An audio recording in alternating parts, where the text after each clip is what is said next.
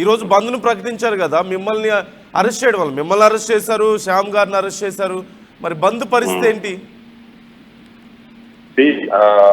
ప్రజల లోపల ఉన్నది అది. ప్రజలు వాళ్ళు వాలంటరీగా చాలా జాగ్రత్తగా చేస్తున్నారు. ఆ బంధకాలు ఇచ్చింది కూడా యూనివర్సిటీ స్టూడెంట్స్ ఇచ్చింది అది బంధకాలు. సో దానికి జనం అంతా కూడా ఆల్మోస్ట్ చాలా మంది ప్రిపేర్ అవుతున్నారు.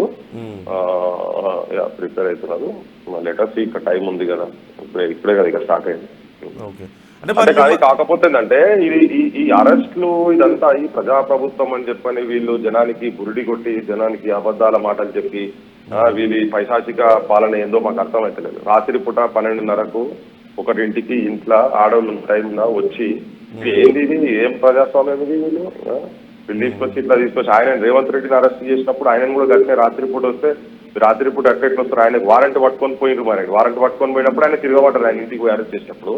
మా దగ్గరికి వారెంట్లు లేవు, ఏంలో వచ్చి ఇట్లా తీసుకొచ్చి ఒక టెర్రరిస్టులను రౌడీలను గుండాలను తీసుకొచ్చినట్టు మేము ఇంత చదువుకొని తెలంగాణకు అసలు మా తెలంగాణ తీసుకొచ్చేందుకు ఎంతో జీవితాలను పనంగా పెట్టి చేసి వాళ్ళు పోరాటం లేదు, మన లేరు, వాళ్ళు తీసుకొచ్చి మమ్మల్ని కూర్చోబెట్టి ఏదో ఈ గొంతుల్లోకి మార్వాడి గుజరాతీ పెట్టుబడిదారు వర్గాల చెంచాలు లెక్క పనిచేస్తున్నటువంటి ఈ ప్రభుత్వం ముఖ్యమంత్రి కావచ్చు, ఇంకా మిగతా మంత్రులు కూడా ఆ సెంట్రల్లో కూడా ఇలా హ్యాండ్ మాకు తెలియదు. ఇప్పుడు తెలిసినాకనే వాళ్ళ మీద కూడా కామెంట్ చేస్తా. కానీ అసలు యాక్చువల్ గా 1000-2000 రూపాయలకు తాగి పంటరు తెలంగాణలో అన్నందుకు వాళ్ళు సుమోటోగా కేసు తీసుకొని పెట్టి అసలు వీళ్ళకి తెలంగాణ ప్రజల మనోభావాలను దెబ్బతీస్తారు మాట్లాడినారు కాబట్టి తెలంగాణ ప్రజలు రజాకారులు అన్నాడు.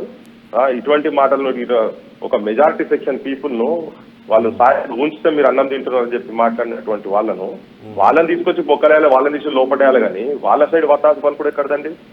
ఈయన మూలాలు ఏమన్నా రాజస్థాన్ గుజరాత్ అయినాయి. ఇక్కడ ప్రజలను ఇబ్బంది పెట్టడానికి ఇక్కడ ప్రజల సమస్యల మీద కొట్లాడుతుంటే ఇక్కడ ప్రజల జీవనోపాధి పోతున్నదని చెప్పి వీళ్ళ పక్షాన మేము నిలబడితే మా సొంటలను తీసుకొచ్చి రాత్రి పూట తీసుకొచ్చి అరెస్టులు చేసి ఇది ఎక్కడ కథ?